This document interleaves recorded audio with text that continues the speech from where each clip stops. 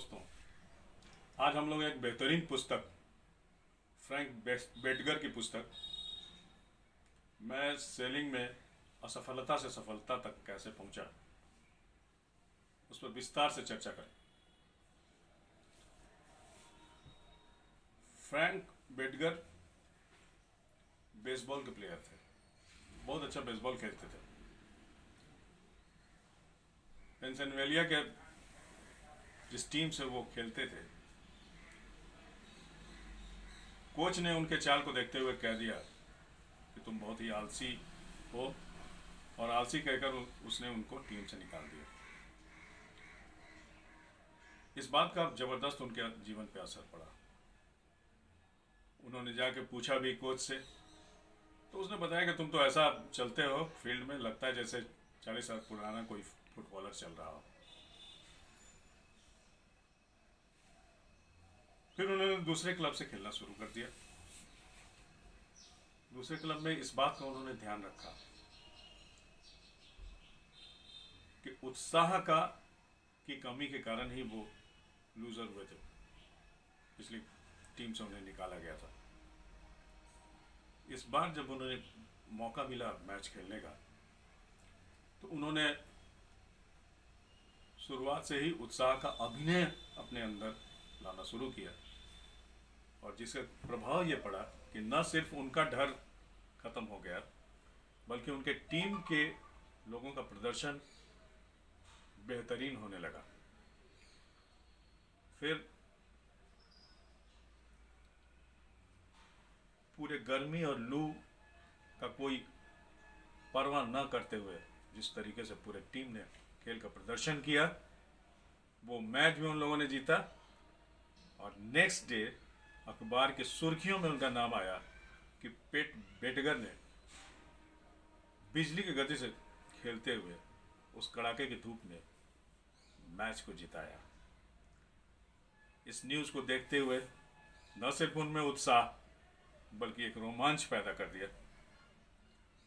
तो ये एक बहुत बड़ी सीख मिली उन्हें, जिसको उन्होंने सेल्स के मीटिंग में अपनी बातों रखते हुए रखा कि सबसे पहला चीज़ आपको अपने जीवन में अपनाना चाहिए कि जो भी काम कर रहे हो उत्साहित होकर करो। अगर उत्साहित होकर नहीं करेंगे तो अगले व्यक्ति पर कोई प्रभाव उसका नहीं पड़ता है, और न सिर्फ अगले व्यक्ति पर प्रभाव पड़ने के बाद आपके अंदर भी वो जोश और उत्साह होना चाहिए, जिसके कारण कोई भी प्रेजेंटेशन आपका बेहतर हो जाएगा। तब आगे अगला व्यक्ति को, किसी भी कस्टमर या कंज्यूमर को आप बेहतर तरीके से प्रभावित कर सकते हैं। दूसरी घटना जो उनके साथ हुई कि एक बार मैच खेलते हुए उनके बाह में क्रैक हो गया, जिसके कारण उनको बेसबॉल खेलना छोड़ना पड़ा। फिर उन्होंने सेल्स का काम शुरू किया, एक इंश्योरेंस कंपनी का काम उन्होंने शुरू किया। शुरुआत के दिनों में उन्हें इंश्योरेंस बहुत ही उबाऊ लगा। उन्होंने अपने अनुभव में लिखा है कि एक दिन जब ऊब कर वो एकदम छोड़ने के लिए जा रहे थे कि आज इंश्योरेंस कंपनी में जाके मैं डायरी और पेन अपना लेके वापस आ जाऊंगा और ये काम छोड़ दूंगा, तभी एक व्यक्ति वहां पे चर्चा कर रहे थे हॉल में, कुछ सेल्समैन को इकट्ठा करके बातचीत समझा रहे थे कि सेल्स का काम है मुख्य रूप से लोगों से मिलना। मुझे एक ऐसे व्यक्ति से मिलवा दो जिसे लोगों से मिलना अच्छा लगता हो और अपनी बातों को बेहतर तरीके से रखना जानता हो। मैं गारंटी ले सकता हूं कि वो व्यक्ति एक बेहतर सेल्समैन बनेगा। ये बात सुनते ही बेटगर उछल पड़े। उनको लगा इतना आसान, ये काम बेटगर नहीं कर सकते हो क्या तुम? अपने आप से उन्होंने पूछा कि 4 आदमी से मिलना और बेहतर तरीके से अपनी बातों को रखना, ये सब तुम अगर कर सकते हो तो सेल्स में सबसे बेहतर हो सकते हो। और उन्होंने दूसरे ही दिन से अपना काम शुरू कर दिया। इंश्योरेंस ज़बरदस्त सेल उन्होंने 1 महीने में किया। $50,000 का बीमा उन्होंने सेल किया, बहुत ही कम अवधि में। फिर धीरे धीरे उनका व्यवसाय कम होने लगा, तो उन्होंने ऑब्जर्व किया कि कहाँ हमसे गलती हो रही है, उत्साह में कमी नहीं है, लोगों से मिल भी रहे हैं, फिर भी बिजनेस कम हो रहा है। तब उन्होंने अनुभव किया कि शुरुआत में उन्हें लगा कि अगर हम अपना रिकॉर्ड रखने में टाइम जो देंगे उससे बेहतर है कि दो आदमी से मिल लें, वो ज़्यादा बेहतर होगा। जबकि बाद के अनुभव ने उन्हें बताया कि नहीं, रिकॉर्ड रखना बहुत ज़रूरी है।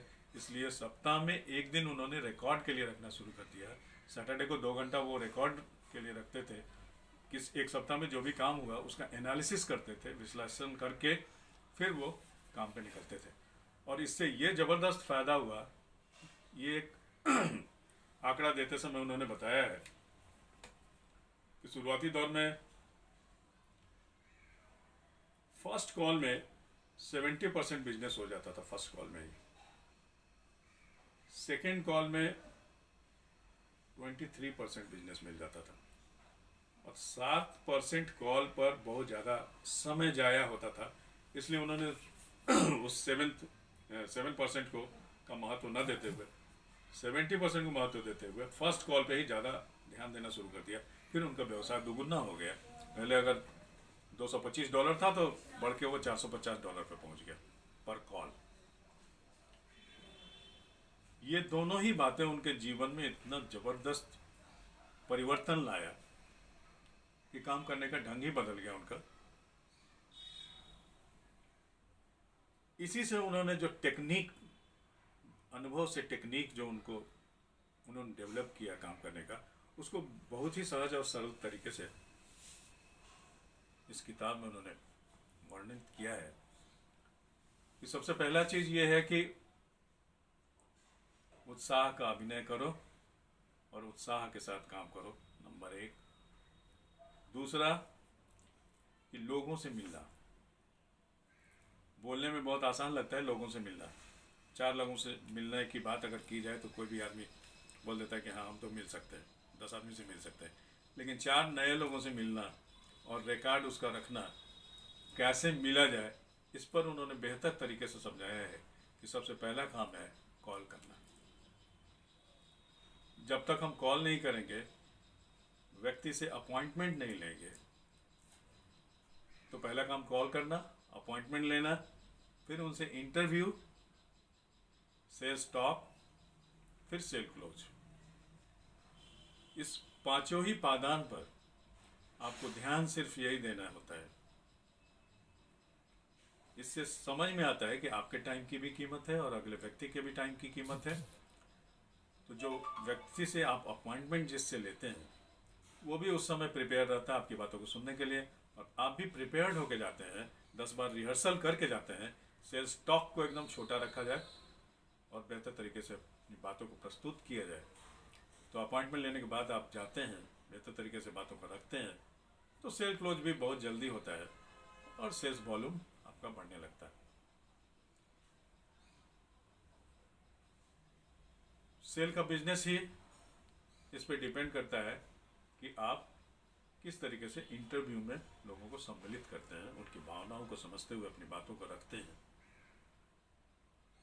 तीसरी बात जो उन्होंने अनुभव से सीखा वो यह था कि एक सेमिनार में उनको बोलने के लिए बुला दिया गया। तो उन्हें लगा कि हम 1-2 व्यक्ति को जब हम लोग बेहतर तरीके से समझा नहीं पाते हैं तो सेमिनार को प्रेजाइड करना तो बहुत मुश्किल काम है। तब उन्होंने एक स्पीकिंग कोर्स को ज्वाइन कर लिया और वहाँ पे उन्होंने धीरे धीरे अपने आप को बात रखना शुरू किया।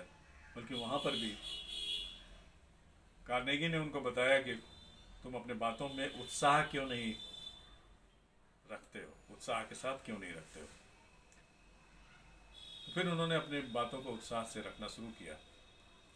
इसका एक तरीका ये भी हो सकता है कि अगर आपको पूरी सभा को प्रेजाइड करने में दिक्कत महसूस होता है तो शुरुआती दिनों में छोटे छोटे ग्रुप को प्रेजाइड करना शुरू कीजिए, ग्रुप डिस्कशन करना शुरू कीजिए। तो धीरे धीरे आप बड़ी सभा को भी संबोधित कर सकते हैं, कोई तरह का परेशानी नहीं होगा। पब्लिक स्पीकिंग भी एक बहुत अच्छा गुण है सेल्स के लिए, बहुत ज़रूरी है। सेल्फ ऑर्गेनाइज करना, अपने आप को व्यवस्थित तरीके से रखना भी एक बहुत ही इम्पॉर्टेंट क्वालिटी है। एक बहुत महान लेखक ने कहा है कि दो काम हम किसी दूसरे को नहीं सौंप सकते हैं, एक तो थिंकिंग और दूसरा प्रायोरिटी फिक्स करना। तो सेल्फ ऑर्गेनाइजेशन के लिए सबसे ज़रूरी चीज़ है कि अपने आप को व्यवस्थित रखिए, ताकि हम कभी भी कॉल पे निकल रहे हैं तो कहीं हमारा फाइलिंग सिस्टम सही होना चाहिए, प्रॉस्पेक्ट लिस्ट हमारा क्लियर कट एकदम होना चाहिए कि आज कितने लोगों से मिलना है, कैसे मिलना है, कब मिलना है, ये सारा चीज़ क्लियर होता है। आप भी अपने आप को व्यवस्थित करके चलते हैं, एक बेहतर तरीके से अपने को खुद देखते हैं कि किस तरीके से आपका पहनावा कैसा है। ये सारे चीज़ आपके अंदर एक कॉन्फिडेंस जनरेट करता है और आप बेहतर तरीके से कहीं भी अपने आप को प्रस्तुत करते हैं।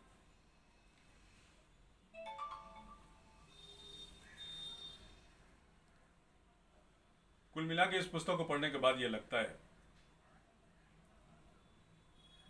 कि सेलिंग की दुनिया का एक बेहतरीन पुस्तक,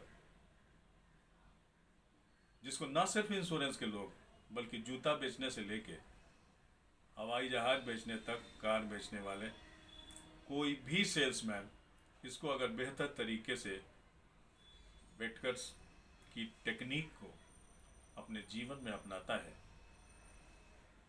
और इनके दर्शन को बेहतर तरीके से समझते हुए अपने जीवन में अपनाता है। दर्शन की चर्चा हम लोग इस नेक्स्ट वीडियो में करेंगे, क्योंकि बहुत लंबा हो जाएगा, फिर आपको उबाऊ लगने लगेगा। इसलिए हम चाहते हैं कि इसमें हम लोग सिर्फ उनके अनुभव और तकनीक को ही समझने का कोशिश किया गया है। धन्यवाद।